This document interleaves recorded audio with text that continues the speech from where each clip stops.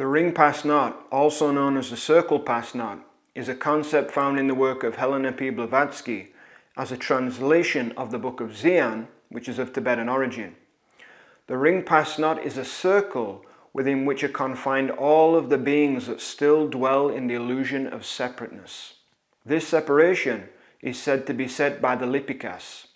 In Hindu thought, the Lipikas, which means scribe in Sanskrit, are the gods that are seen to regulate karma. In less religious terms, these gods could be seen as natural energetic forces within the universal mind that determines the specific set of frequencies, aka your karma, and where it goes.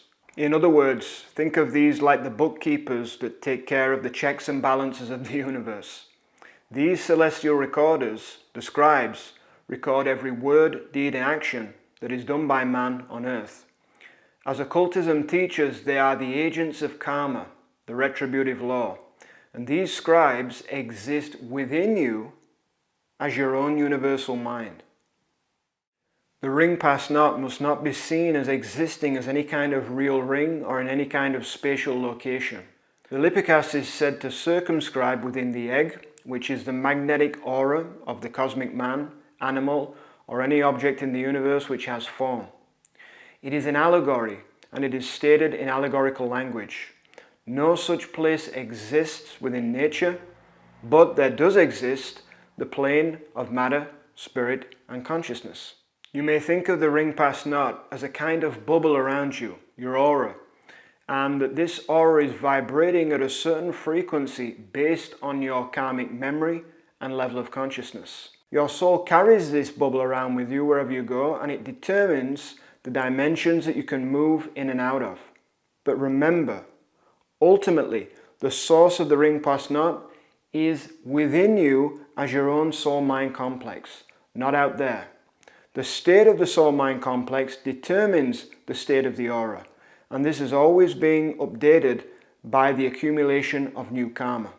The aura is the outward expression of the energies and frequencies contained at the inner psychological soul level. In other words, the energetic frequency of the aura is determined by one's inner state of energy and consciousness, and this state is coming from certain karmic imprints, which is to say memory, karmic memory, at the soul level. This karmic memory is everything that you hold yourself to be. It is your limited sense of identity. Such a soul is caught in particular holding patterns of their limited identity, which become a barrier that they seem not to be able to break through. You could call this the veil of illusion. It is like they keep repeating the same cycles over and over again, like a perpetual Groundhog Day. In other words, there is a binding force that requires a soul to understand and transcend those patterns. And so this binding force is known in esoteric psychology as the ring pass knot. And so it must be emphasized that the ring pass knot is not a literal physical barrier in the external world, but actually a barrier or block within the mind of the soul itself. It is an impassable barrier between the personal ego and the impersonal true self. Of course, it's important to realize this because by not transcending this barrier, a soul is effectively stuck. Either they are stuck in the astral plane after physical death, or they are stuck repeating incarnations on the earth over and over again. And when a soul is stuck in the astral, it is likely that they will eventually reincarnate again on the earth plane. The reason for this is because the 3D earth plane is the most dense free will arena possible and provides the greatest contrast, which means it gives the soul the best and quickest chance to transcend the ego, to pierce through the ring pass knot level, which will then enable the soul to be liberated. But of course, there's always the danger that a soul will get completely sidetracked once on earth again and will begin to just accumulate new karma, which will only keep them further trapped and locked into the cycle. And so it is important that if a soul knows now about the ring pass knot, about the soul trap effect and about liberation, that they seize this opportunity and use this particular incarnation to get free. Otherwise, they're only risking the chance of forgetting in their next incarnation.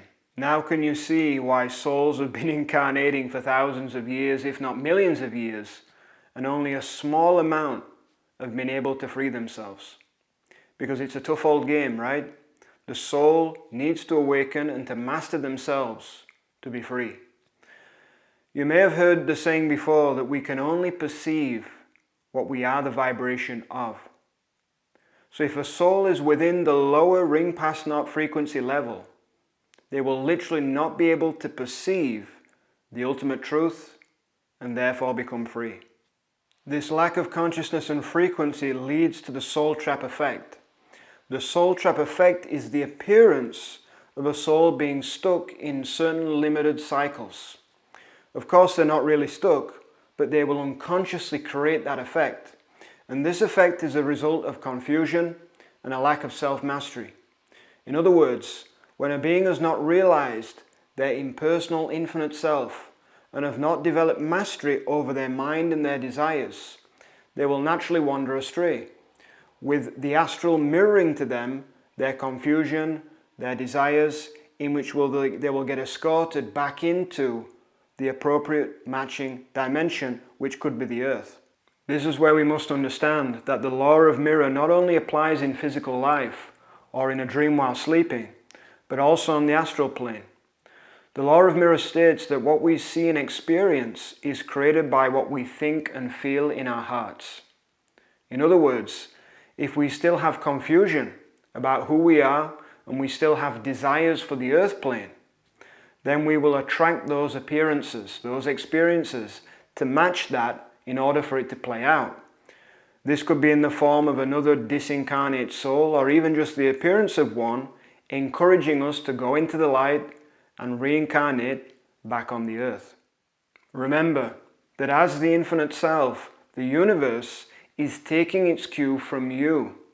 And this is true in all dimensions of existence. The law of mirror shows us that whatever you can judge in another person or a circumstance, you carry those similar traits within yourself. In other words, if something was not within you at some level, you would not perceive it out there. So if you perceive life as a trap and you feel like you're trapped, then life will seem like a trap. If you think you have more lessons to learn, then life will agree that you have more lessons to learn. If you perceive yourself as being tied to the earth in some way, then that will be the frequency you're holding, which will keep you within the ring past naught level, and then you will create the circumstances that will support you to go back to the earth. You see, when a soul is not awake to themselves, it will all seem like everything is out of control. It's worth noting that because the astral plane is much more subtle in density, everything will manifest much more quickly.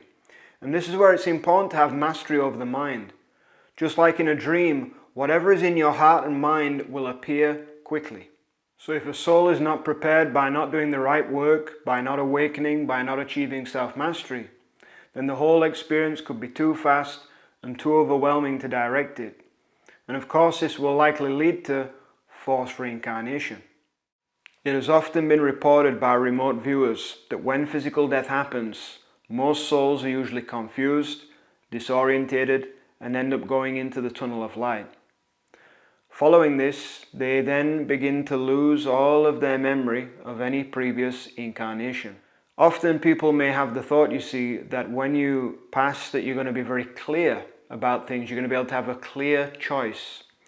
But that will be dependent upon their level of frequency and consciousness, because it is that which will determine whether or not they are confused or whether or not they are clear about who they are, whether or not they are responding consciously or acting compulsively.